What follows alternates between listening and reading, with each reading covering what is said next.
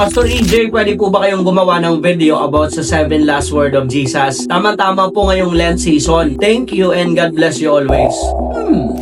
Sige, pag-usapan natin to. Alam nyo, habang papalapit ang panahon ng Lent, inaalala natin ang pinakamatinding sandali sa kasaysayan, ang pagkapako sa krus ng ating Panginoon. Sa gitna ng sakit, sa gitna ng dugo, at sa gitna ng kahihiyan, may 7 salita na binitawan sa Jesus. Hindi ito basta salita. Ito ay mga huling mensahe, mga pahayag ng puso, mga revelasyon ng pag-ibig, at kung pakikinggan natin ng mabuti, parang siya ay direktang nagsasalita sa atin. Una, Ama, patawarin mo sila. Luke chapter 23 verse 34. Habang siya ay pinapako, hindi siya nagalit. Hindi siya gumante. Sinabi niya, Ama, patawarin mo sila sapagkat hindi nila alam ang kanilang ginagawa. Sa halip na galit, kapatawaran. Kaya kung si Jesus ay nakapagpatawad sa mga pumatay sa kanya, sino tayo para hindi magpatawad? Parang isang tao na sinaksak, pero ang sinabi niya sa doktor ay gamutin mo rin ang sumaksak sa akin. Ganon kalalim ang pag-ibig na Jesus.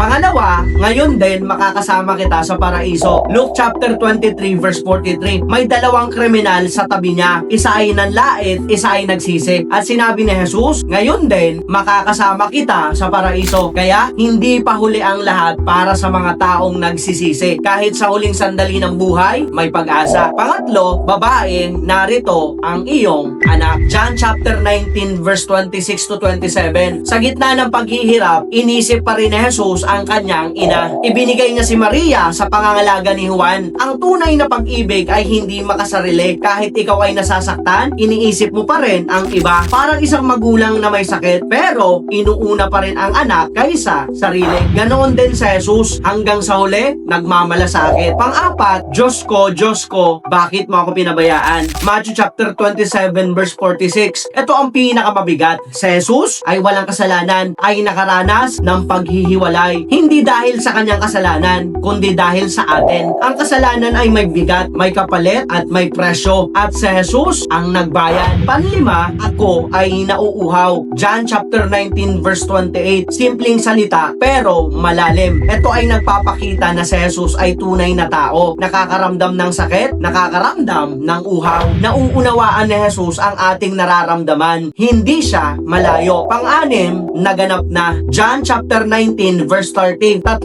salita na nagbago ng mundo. It is finished. Hindi ibig sabihin tapos na siya, kundi tapos na ang misyon, tapos na ang utang ng kasalanan, tapos na ang bayad, at tapos na ang laban. Hindi mo kailangang paghirapan ang kaligtasan. Ito ay tapos na at ibinigay na. Parang utang na hindi mo kayang bayaran. Tapos may dumating at nagsabing bayad na ang lahat. At ang panghuli, Ama, sa iyong kamay ipinagkakatiwala ko ang aking espiritu. Luke chapter 23 verse 46. Sa huling sandali, sumuko si Jesus sa Ama, hindi sa takot, kundi sa pagtitiwala. Ang tunay na pananampalataya ay pagsuko kahit hindi mo naiintindihan. Nagpapasakop ka sa Diyos. Sa 7 salita ni Jesus, makikita mo ang kapatawaran, biyaya, pag-ibig, sakripisyo, katotohanan, tagumpay, at pagtitiwala. At ang tanong ngayon ay hindi ano ang sinabi niya, kundi ano ang gagawin mo sa narinig mo. Dahil ang krus ay hindi lang kwento. Ito ay paanyaya. Paanyaya na magsisi, magpatawad, magtiwala at sumunod. Huwag nating sayangin ang sakripisyo dahil sa huli, hindi lang siya namatay para marinig natin ang kanyang salita. Namatay siya para mabago ang ating buhay.